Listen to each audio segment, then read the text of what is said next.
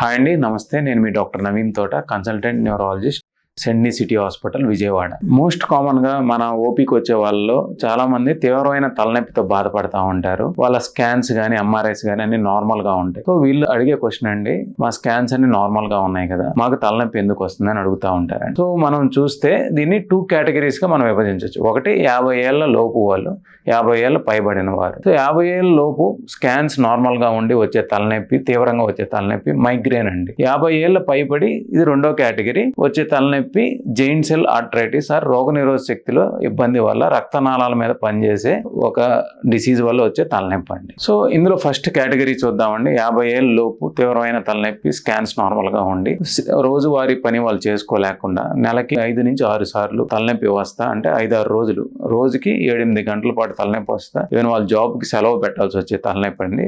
Migraine తలనొప్పి. దీనివల్ల వాళ్ళు జాబ్లో ఇబ్బంది పడతా ఉంటారు. సో దీని యొక్క ఫీచర్స్ చూద్దామండి. మైగ్రేన్ బ్రాడ్గా మనం క్లాసిఫై చేస్తే simple migraine and classical migraine అనే 2 కేటగిరీస్గా ఉంటాయి. సింపుల్ మైగ్రేన్ అంటే జనరల్గా మైగ్రేన్ అంటే స్పార్శ తలనొప్పి అంటాం. స్పార్శ అంటే ఒక హాఫ్, అంటే కుడి భాగం కానీ ఎడమ భాగంగానే తలనొప్పి వస్తూ ఉంటుంది. వీటికి కొన్ని ఫీచర్స్ ఉంటాయండి తలనొప్పికి. ఎవరైనా మాట్లాడినా, దాంతోపాటు ఎక్కువ లైట్లు చూసినా, కొన్ని రకాలైన సెంట్లు లేదా పెట్రోల్ వాసన చూసినప్పుడు వీళ్ళు తలనొప్పి వచ్చేస్తూ ఉంటుంది. దాంతోపాటు వాంతి కూడా వచ్చే అవకాశం, వాంతి వచ్చినట్టు ఉండటం కానీ వాంతి రావటం కానీ జరుగుతూ ఉంటుంది. ఇది సింపుల్ మైగ్రేన్ అండి. 2వ కేటగిరీ ఆఫ్ హెడేక్ అండి క్లాసికల్ మైగ్రేన్. క్లాసికల్ మైగ్రేన్ వచ్చే ఆరా అంటాం. ఆరా అంటే మనకి తలనొప్పి వచ్చే ముందర మెరుపులు లాగా కనపడటం, కళ్ళు మసకబారటం అనేది జరుగుతుందండి. ఇది వార్నింగ్ సైన్ ఆఫ్ మైగ్రేన్ అండి. ఆ తర్వాత మైగ్రేన్ ఇట్ సెల్ఫ్, అంటే వాళ్ళకి సివియర్ గా ఒకవైపు హెడేక్ వస్తుంది, ఎక్కువ టైం వీళ్ళు నిద్రపోవడానికే ప్రిఫర్ చేస్తూ ఉంటారు. ఇంకా పోస్ట్ మైగ్రేన్ ఫీచర్స్. మైగ్రేన్ తగ్గేటప్పుడు కొంతమందికి కాలు చేయి చచ్చులాగా రావటం, కొంతమంది చెయ్యి కాలు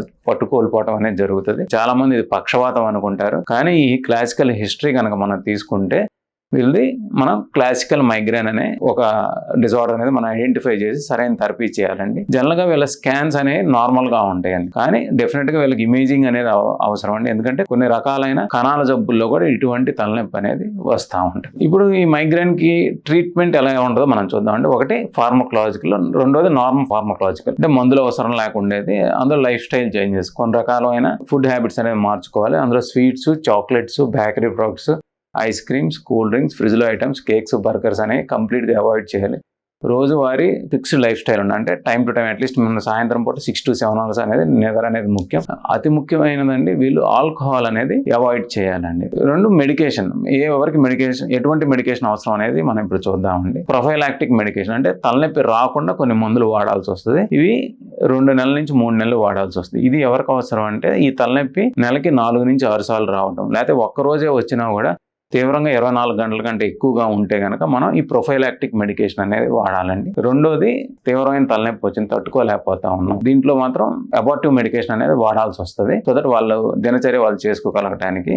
ఇందులో ప్రథమ నొప్పికి సంబంధించిన మాత్రలు, రెండోది కొన్ని ఇంజెక్షన్స్ ద్వారా వీళ్ళకున్న తీవ్రమైన తలనొప్పి అనేది మనం అబార్ట్ చేయగలుగుతామండి. 2వ కేటగిరీ ఆఫ్ హెడేక్ అండి, వేర్ ఇమేజింగ్ నార్మల్ గా ఉండి సివియర్ తలనొప్పి వచ్చేది. ఇది చాలా ఇంపార్టెంట్ అండి. ఎక్కువగా పెద్దవాళ్ళలో వస్తుంది. 50 ఏళ్ళ పైబడిన వాళ్ళలో ఈ తలనొప్పి అనేది చూస్తూ ఉంటాం. ఇదే జెయింట్ సెల్ ఆర్థరైటిస్. దీని ఫీచర్స్ అండి, జనరల్ గా ఇది టెంపరల్, అంటే రైట్ సైడ్ కానీ లెఫ్ట్ సైడ్ కానీ ఒకవైపు వస్తూ ఉంటుంది. దాంతోపాటు రక్తనాళం పొంగినట్టుగా కూడా ఉంటుందండి. ఇది ఐడెంటిఫై చేయడం చాలా ముఖ్యం అండి. ఎందుకంటే ఇది కనుక మనం ఐడెంటిఫై చేయకపోతే లోపల ఉన్న రక్తనాళాలు మూసుకుపోయి కొంతమందికి కంటి చూపు పోవడం, కొంతమందికి పక్షవాతాల్లాగా రావడం అనేది కూడా జరుగుతుందండి. ఇది ప్రాపర్ గా డయాగ్నోస్ చేసుకొని ట్రీట్ చేస్తే మాత్రం ఇది ట్రీటబుల్ డిజార్డర్. సో మనం చూసాం కదండి, ఇమేజింగ్ నార్మల్ గా ఉంది, అంటే ఎంఆర్ఐ నార్మల్ గా ఉండి తీవ్రమైన తలనొప్పి ఎందుకు వస్తుందో మనం ఇప్పుడు ఈ బ్రీఫ్గా ఈ టాక్లో చూసాం.